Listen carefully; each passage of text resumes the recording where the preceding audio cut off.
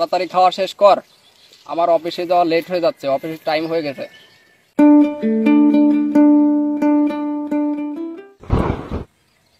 পাইকাটা জরা গেল। এই ফকিন্নি, এদিকে আসো তো। জি ভাই, আমাকে বলছেন?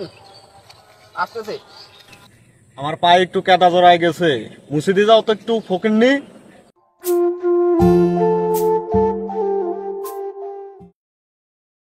জি ভাইয়া, বলেন কি করতে হবে?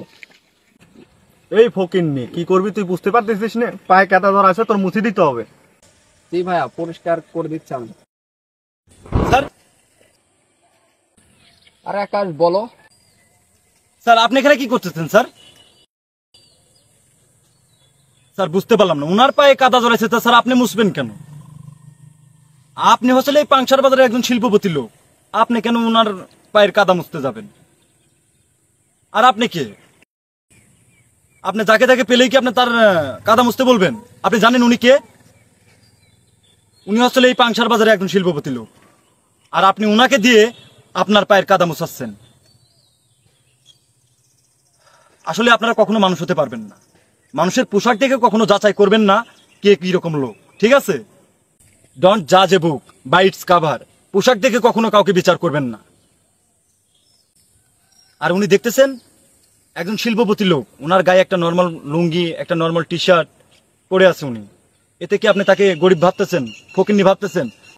আকাশ, তুমি চুপ থাকো। তুমি হয়তো বুঝতে পারে নাই, চিনতে পারে নাই আমাকে। স্যার আমি আসলে বিষয়টা বুঝতে পারিনি স্যার, আমাকে ক্ষমা করে দিন। ইয়েস, ওকে। তুমি কি করো? আসলে স্যার আমরা খুব গরিব, আমার বাবার একটা প্রতিষ্ঠান আছে, ওই প্রতিষ্ঠানটা আমি দেখাশোনা করি। আচ্ছা ঠিক আছে, তোমার কি কোনো জব করার ইচ্ছা আছে? ইচ্ছা থাকলে আমাকে বলতে পারো, আমি তোমাকে একটা চাকরির ব্যবস্থা করে দেবো। স্যার একটা চাকরির ব্যবস্থা হলে আমার খুব ভালো হতো স্যার, আসলে আমরা খুব গরিব, যদি চাকরির ব্যবস্থা যদি হতো স্যার আমার ফ্যামিলিটা খুব ভালো চলতো। যদি আপনি যদি চাকরির একটা ব্যবস্থা করে দিতেন তাহলে খুব উপকার হতো।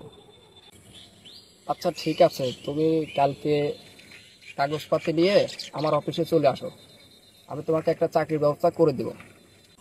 ঠিক আছে স্যার, ভালো থাকবেন। আসসালামু আলাইকুম। ওয়ালাইকুম আসসালাম। আচ্ছা আকাশ, জি স্যার। তুমি গরুটা বেঁধে বাসায় চলে আসো। আচ্ছা স্যার ঠিক আছে, আপনার বাসায় চলে যান, আমি আসতেছি। আসসালামু আলাইকুম স্যার। ওকে।